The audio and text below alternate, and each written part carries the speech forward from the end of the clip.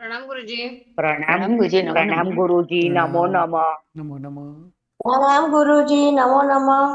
प्रणाम प्रणाम। गुरु। नमो अरिहन्ताणं, नमो सिद्धाणं, नमो आयर्याणं, नमो उवज्जायाणं, नमो लोये सव्वसाहुणं, ईसो पंचन मुक्कारो सव्वभावपणासनो, मङ्गलाणं च सव्वीसिं पठमं हवै मङ्गलम्। मङ्गलं भगवान् वीरो, मङ्गलं गौतमप्रभु, मङ्गलं स्थूलिभद्राद्य, जैनधर्मोऽस्तु मङ्गलम्। अंगूठे अमृतवसे लब्धितणा भंडार, श्री गुरु गौतम समरिये वांछित फलदाता। पूज्यपाद देवेंद्र सूरी महाराजा विरचित यह भाष्यत्रयम ग्रंथ, दूसरा भाष्य गुरुवंदन भाष्य, जिसमें प्रथम द्वार में वंदन के 5 नाम, दूसरे द्वार में वंदन की 5 कथाएं दृष्टांत, तीसरे द्वार में अवंदनीय ऐसे 5 प्रकार के महात्मा, चौथे द्वार में वंदनीय ऐसे 5 महात्मा, पांचवें द्वार में वंदन अदाता, जिनके पास से वंदन नहीं लिया जाता, ऐसे वंदन अदाता 4, छठे द्वार में वंदन दाता, सातवें द्वार में वंदन के अनवसर 5, आठवें द्वार में वंदन के अवसर 4, नौवें द्वार में वंदन के कारण, 10वें द्वार में वंदन में करने योग्य अवश्य क्रियाएं आवश्यक 25, 11वें और 12वें द्वार में 50 बोल का पड़ी लेहण, जिसमें पहली 25 मुहपत्ती की पड़ी लेहना और बाद में 25 शरीर की पड़ी रहना। अब 13वें द्वार में जो है वंदन में जो क्षति खामी दोष लगते हैं वो 32 प्रकार के दोष, यानी वंदन करते समय क्या क्या हमें ध्यान रखना है कि ये नहीं होना चाहिए आदि, ऐसे 32 दोषों का वर्णन है जो वंदन में नहीं लगे उसका ध्यान रखना चाहिए। 32 जो दोष है वो वंदन दरम्यान के है, यानी वंदन संबंधी है, वंदन संबंधी क्रिया के आसपास में और क्रिया के समय के है। जबकि 33 प्रकार की आसाधना है वो पूरे जीवन पूरे दिन आदि दरमियान जो गुरु के साथ व्यवहार है उसके हिसाब से है। तो वंदन संबंधी 32 दोष जो वंदन के समय जो क्षति भूल है वो 13वें द्वार में बताते हैं। दोष अनाधीय ठड्डीय पविद्ध परिपिंडेयम च टोलगयम टोलगयम अंकुश कच्छबरिंगीय मच्छुवत्तम मणपौठम व्ययबद्ध भयंतम भयगारवमित्य कारणातिन्नम पडिनीय रुठ तज्जीय सडहिलीय विपली ऊंची अयम तिठम दिठम सिंगन कर तम्मोण अणिद्धणालिद्धम ऊणम उत्तर चुलीय मुवम ढुड्डर ढड्डर चुडलियम च। 32 प्रकार के दोष बताए कि यह 32 दोष है यदि वंदन में ये होते हैं तो। पहला दोष है अनाढ़ीय, पहले दोष का नाम है अनाढ़ीय दोष, यानी अनादृत। अनाढ़ीय यानी अनादृत दोष। अनादृत का मतलब है अनादर, मतलब आदर नहीं होना, सम्मान नहीं होना, बहुमान नहीं होना, भक्ति भाव नहीं होना, गुरु के प्रति आदर नहीं हो रहा, गुरु वंदन के प्रति आदर नहीं होना, इसे अनाढ़ीय अनादृत या तो अनादर कहते हैं। अनाढ़ीय यानी उत्सुकता के बिना, यानी उल्लास के बिना, उत्साह के बिना, आदर के बिना अनादर से वंदन करना, यानी वंदना के समय आदर नहीं, सम्मान नहीं, उत्सुकता नहीं, उल्लासता नहीं, किंतु ऐसे ही वंदन कर देना, उसे बोलेंगे अनादृत दोष। यानी वंदन जब करते हैं तब गुरु के प्रति आदर भाव, गुरु वंदन के प्रति आदर भाव अहोभाव और उत्साह से करना होता है। तो पहला दोष है अनादृत, यानी अनादर से वंदन करना, उत्सुकता के बिना, उत्साह और उल्लास के बिना अनादर भाव के वंदन करने पड़ते हैं, इसलिए करना, उसे बोलेंगे अनाढ़ीय, अनादृत या अनादर दोष।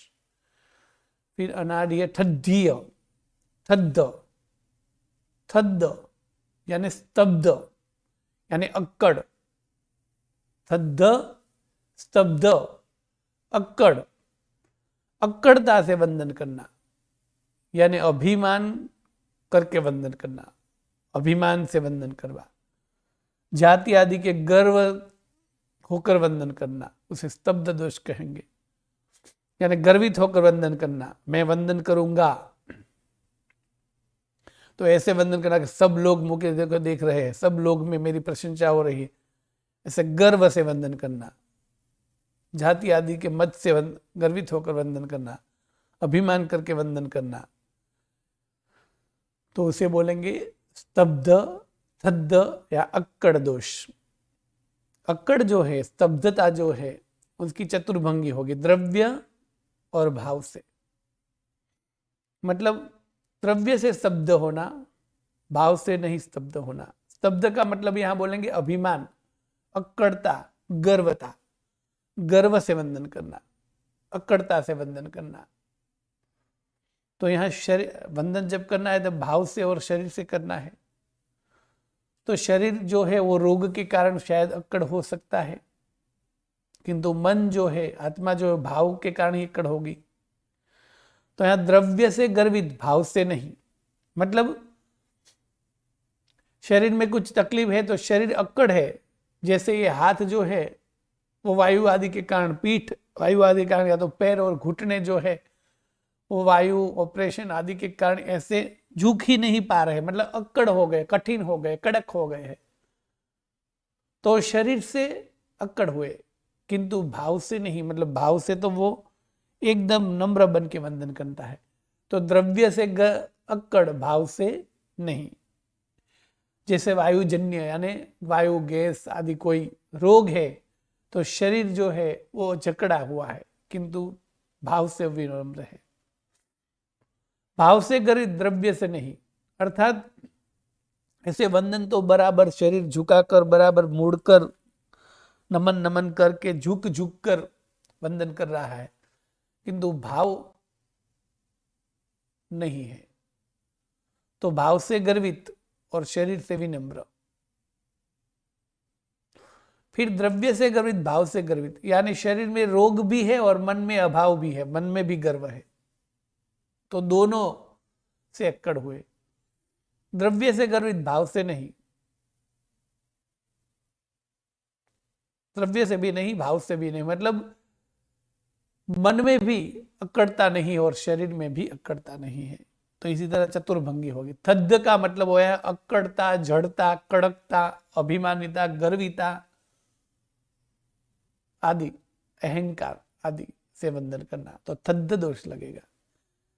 पहला आदर सहित वंदना करना है, गुरु को आदर और उल्लास सहित वंदना करना है, तो वो दोनों नहीं होगा तो अनादृत। गुरु को नम्र बन के वंदना करना है, नम्र की बजाय अभिमान करके वंदन करेंगे, तो दूसरा दोष। तीसरा दोष है पविद्ध दोष।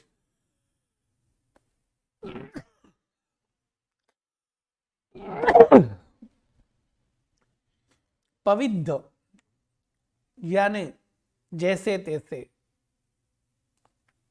करके वंदन पूरा करना,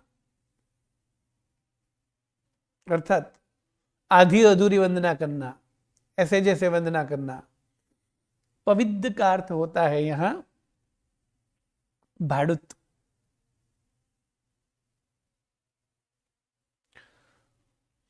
जैसे तैसे वंदन करना, आधा अधूरा वंदन करना, तो पविद्ध दोष लगेगा।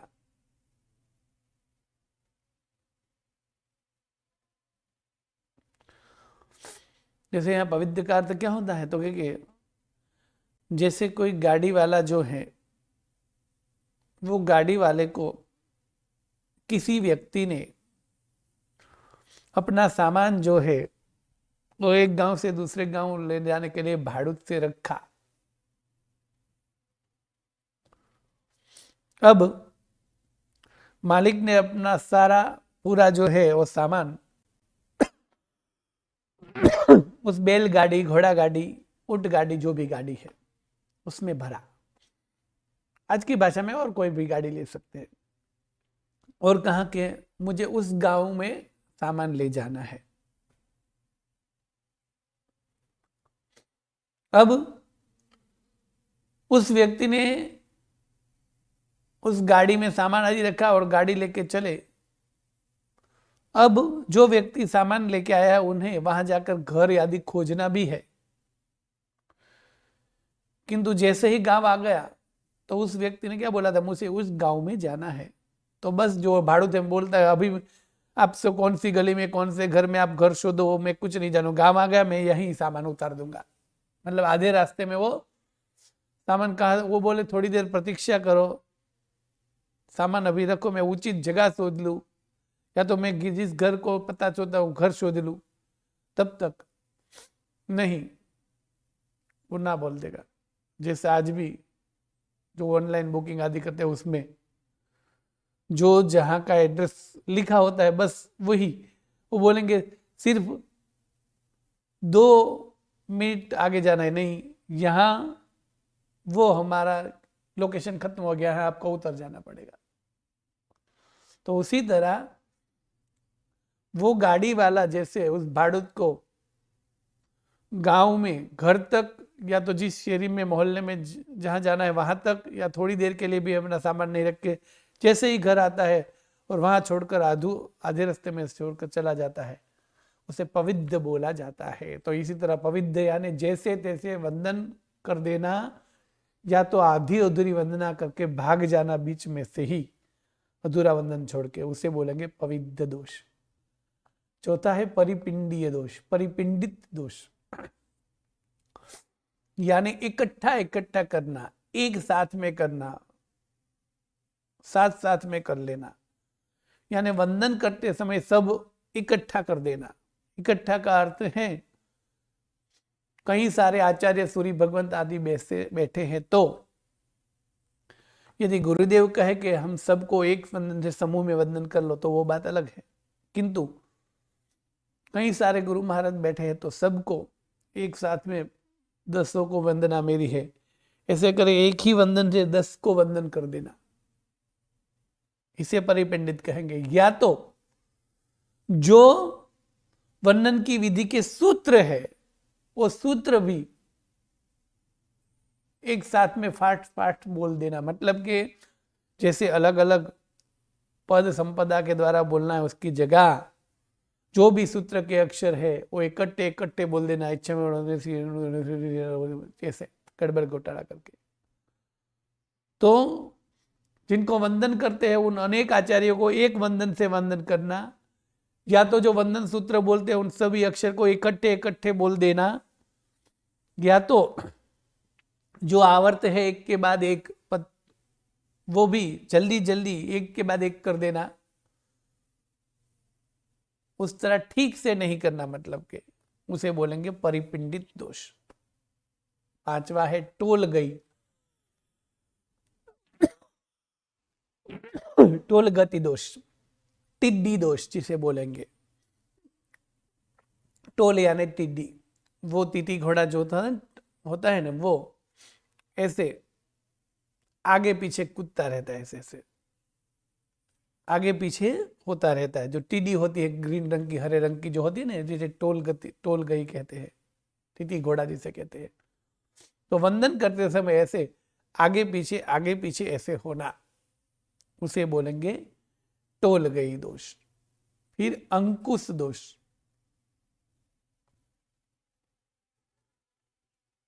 अंकुश दोष,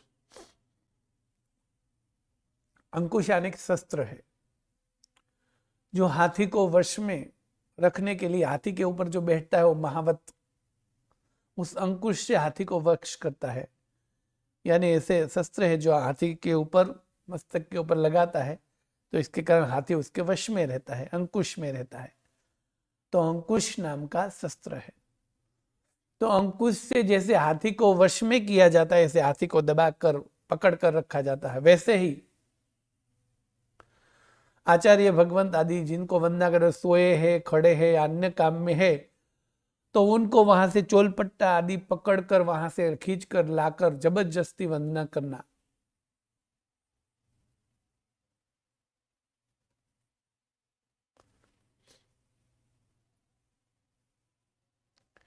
किंतु ऐसा नहीं करना चाहिए। रजा लेके भगवंत आप बिराजिए, फिर बिराजे तब रजा लेके वंदन करना है, किंतु वंदन करना है नहीं, पकड़ के खींच के वंदन करते हैं आदि करते हैं, तो उसे बोलेंगे अंकुश दोष। या तो दूसरी जगह पर ऐसा भी लिखा है कि अंकुश की तरह, जैसे ऐसे चरवाड़ा आदि रख के ऐसे रख के वंदन करना है, तो चरवाड़ा या रजोहरण जो है वो दोनों हाथों में ऐसे अंकुश की तरह रख के वंदन करना, या तो अंकुश से पीड़ित हाथी की तरह, यानी जैसे अंकुश जब हाथी को लगता है तब हाथी ऐसे ऐसे मस्तक करता है, ऐसे ऊपर नीचे, तो वंदन करते समय ऐसे ऐसे मस्तक करते करते वंदन करना। अंकुश के 3 अर्थ दिखाए। एक, अंकुश यानी उस शस्त्र से हाथी को जैसे खींचा जाता है, पकड़ा रखा जा सकता है, उस तरह गुरु के चोलपट्टे आदि को पकड़कर, गुरु के हाथ आदि को पकड़कर लाकर बिठाना वो। 2, अंकुश की तरह चरवल आदि रखना वो। 3, अंकुश के कारण हाथी का मस्तक जैसे हिलन डुलन करता है उसी तरह हिलना डुलना वो, उसे अंकुश दोष बोलेंगे। कच्छप रिंगीय, कच्छप रिंगित यानी कच्छप दोष, कच्छप रिंगीय यानी कछुओं की तरह रेंगित करने का दोष। तो कछुआ जो है वो ऐसे ऐसे ऐसे हिलते हिलते ऐसे ऐसे आगे पीछे होता रहता है। कच्छप रिंगीय, एक ही स्थान में खड़े रहकर ऐसे ऐसे ऐसे ऐसे कछुआ झूलता रहता है। तो इसी तरह रोग है तो बात अलग है, रोग नहीं है फिर भी कछुए की तरह झूलते झूलते यानी झूला झूलते हैं, ऐसे हिलते हिलते हिलते डुलते वंदन करना, उसे बोलेंगे कच्छप दोष यानी कच्छप रिंगित दोष। 8वां है मच्छुवत्तम, मत्स्योद्धृत, मत्स्य उद्धृत। तो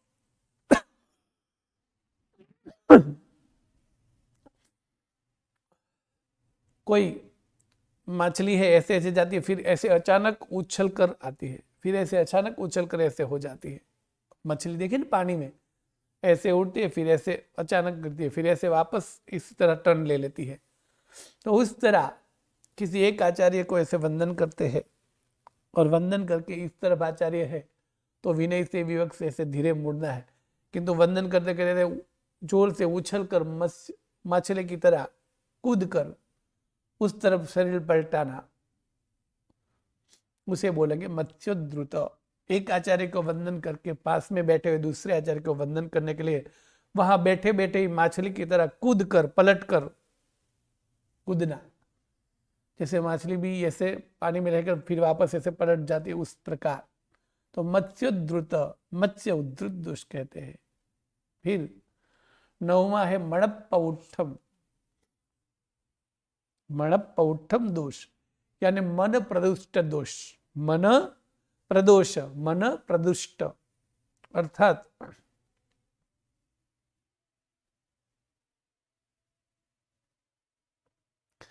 गुरु के ऊपर मन में रोष यानी गुस्सा लाकर, गुरु के ऊपर मन में द्वेष गुस्सा करते करते वंदन करना।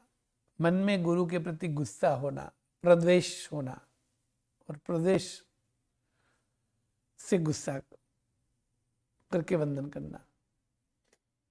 उस प्रदेश के 2 कारण होते हैं, स्व या तो अन्य। आत्म प्रत्यय એટલે गुरु द्वारा शिष्य को साक्षात उपलब्ध देने से उत्पन्न होता है। मतलब कि समझो कि गुरु ने जैसे उस शिष्य को कुछ कहा, कुछ बोले, तो वो बात उसे नहीं अच्छी लगी, इसलिए गुरु के प्रति मन में द्वेष आना कि ये तो गुरु वैसे ही है। या तो गुरु द्वारा कोई और शिष्य के संबंधी या तो के मित्र के समक्ष या शिष्य के द्वारा प्रिय बोले तो उसके कारण भी द्वेष आना। तो इस तरह मन प्रदुष्ट यानी मन में दुर्भाव द्वेष लाकर बंधन करना। 10वां वेय बद्धंत, वेय बद्ध, वेयाबद्ध अर्थात वेदिका बद्ध। वेदिका बद्ध का अर्थ है जोड़कर रखना। जैसे वहां ये जो हाथ है वंदना करते समय दोनों घुटने के बीच में हाथ रखना है, वो हाथ की कोहनी या हाथ घुटनों को लगाना नहीं होता है, बीच में से रखना है और दोनों गोठन जो है दूर रखना है। किंतु यहाँ हाथ और घुटन, हाथ और पग को जोड़कर रखना, उसे बोलेंगे वेयबद्ध। यानी घुटनों पर हाथ रख देना। बैठे हुए जब बांधना करते हैं तब कैसे करते हैं? तो ऐसे घुटनों पर हाथ नहीं रखना है, हाथ दो घुटनों के बीच में होने चाहिए। घुटनों पर हाथ रखना, घुटनों के बाहर हाथ रखना, एक हाथ बाहर एक हाथ अंदर रखना, ये सब को बोलेंगे वेयबद्ध दोष।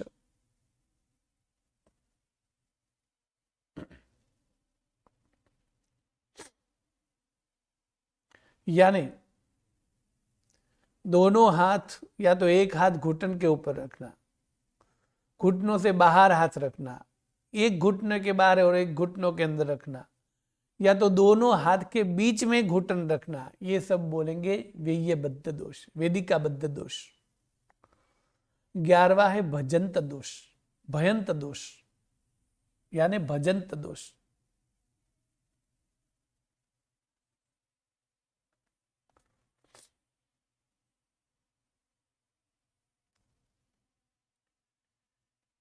ये आचार्य है, हम आपको वंदन करने के लिए खड़े हैं, इस तरह गुरु पर एहसान चढ़ाते हो, यानी गुरु को खुश करे और विचार सोच रहे हो मन में कि यदि मैं ऐसे गुरु को खुश रखूंगा तो गुरु मुझे अनुसरेंगे, यानी गुरु मेरा मानेंगे। हे आचार्य महाराज, हम आपको वंदन करने के लिए खड़े हैं। इस तरह गुरु पर ऐसे दिखाना कि मैं हम आपको वंदन कर रहे हैं और आपको भी हमें अनुकूल रहना चाहिए। यानी वंदन करने के पीछे उनके मन में ऐसी भावना होनी कि मैं यदि आज वंदन करता हूं तो ऐसे वंदन में करा गुरु मुझे अनुकूल रहेंगे, मुझे कुछ कहेंगे नहीं, मेरे साथ अच्छा व्यवहार करेंगे, भविष्य में भी मेरे साथ अच्छा रहेंगे, इसलिए मुझे वंदन करना है। इस अभिप्राय से वंदन करना यानी भजन, यानी गुरु मुझे भजेंगे, गुरु मेरा मानेंगे, गुरु मुझे अनुकूल रहेंगे, जैसा मैं चाहूंगा वैसा गुरु करेंगे, ऐसी भावना से वंदन करना। यदि मैं हर रोज गुरु को इस तरह अच्छी तरह से वंदन करूंगा तो गुरु सोचेंगे कि ये कैसा अच्छा है, तो भविष्य में वो भी मेरे साथ अच्छा अच्छा व्यवहार करेंगे, आदि की भावना से वंदन करना, उसे बोलेंगे भजंत दोष। 12वां है भयसा, मतलब भय से वंदन करना, डर से। यदि मैं वंदन नहीं करूंगा तो गुरु मुझे बाहर गच्छ के बाहर भेज देंगे, वापस घर भेज देंगे, मुझे मेरे साथ अच्छा व्यवहार नहीं करेंगे, मुझे भविष्य में शिक्षा करेंगे, मुझे सुनाएंगे, आदि की भय से वंदना करना, उसे बोलेंगे भयसा दोष। 13वां है मित्ति दोष, यानी ये गुरु जो है वो पूर्व में मेरे मित्र रह चुके, हम दोनों संबंधी है, मित्र है,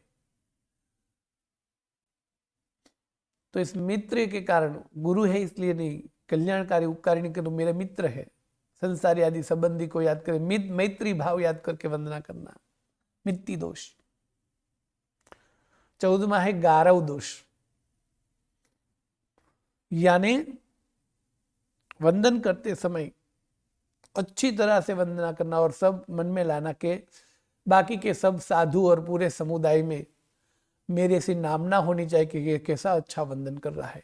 मतलब वंदन करने में ये बहुत कुशल है, सबको ये वंदन करता है, ऐसी मेरी वाहवाही प्रशंसा होनी चाहिए। उस प्रशंसा के लोभ से, लालच से, प्रशंसा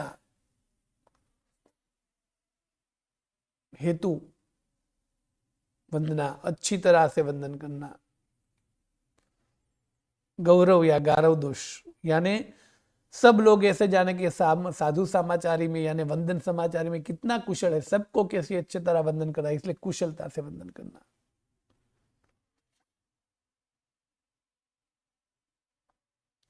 कारण दोष 15वां,